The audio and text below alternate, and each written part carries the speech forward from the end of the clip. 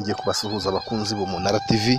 Ahangaha ni ku Munara TV nk'uko musanzwe mubimenyereye.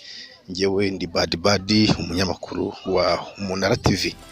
Ndi hano mu karere ka Rusizi, aho nakoze ubutembere. Nagiye ahantu i Rusizi, ni mu karere n'undi ka Rusizi mu murenge wa Mururu. Nashatse gutemberaho kuko numvaga hari ahantu habereye ubukwe, kugira ngo mbagezeho inkuru y'umuhango w'ubukwe uko ugenda aho ngaho i Mururu. Mpagaze neza mu Rusizi rwa kabiri, aho umuntu aba yitegeye muri Kongo. Ndagira ngo mbagezeho neza ikiganiro nahagiriye ubwo nahageraga. Abantu baho ni abantu banejeje cyane. Iyo uhageze uje gusaba, bahita ko bakwakirana ubwuzu, yewe kabone n'umuntu nubwo yaba atatumiwe muri ubwo bukwe cyangwa se akaba atazi n'icyerekezo cy'aho ubwo bukwe bwabereye, akibabona mu nzira ahita atangira kuvuza impundu. Apfa kubona gusa mufite ibiseke, mutwaye ibyangombwa bigaragaza ko mugiye mu bukwe, batangira kuvuza impundu. Ibintu byanteye kwibaza cyane hasi mu budike kwe, kuko ubona ari ibintu byiza cyane. Nyuma y'ubukwe ushoje, bakuririmbira indirimbo zo mu ndimi zitandukanye, Ikinyarwanda, Amashi ndetse n'Igiswahili. Kandi na mbere y'uko mwinjira mu marembo barabanza bakabaririmbira.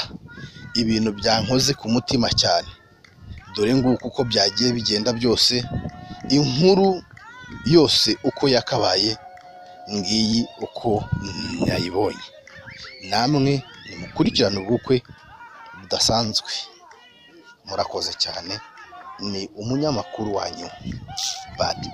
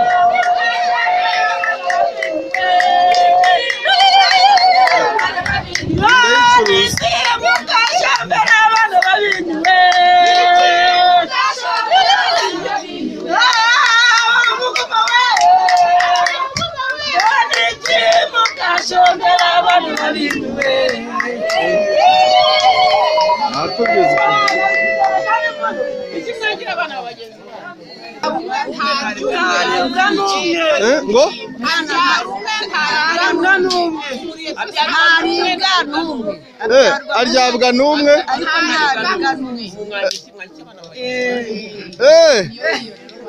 Umusubemo ngoro baki ururimi bavugaga.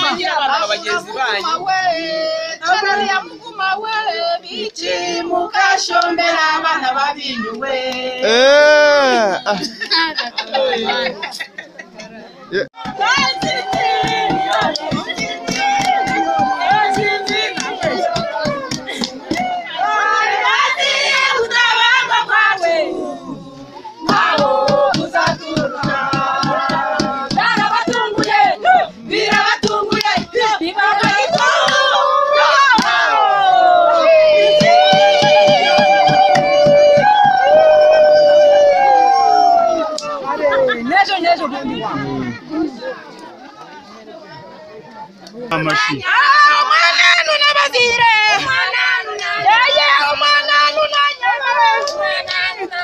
Uramukuma we Uramukuma we Nichimuka shambera bana bariyuwe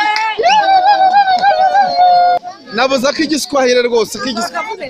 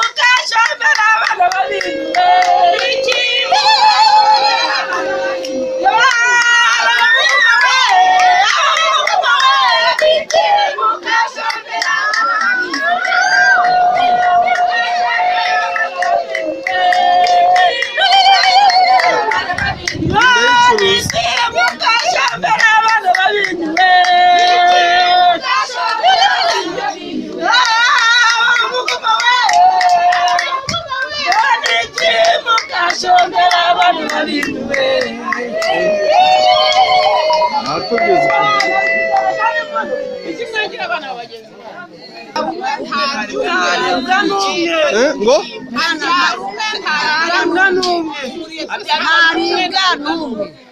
aryabwa n'umwe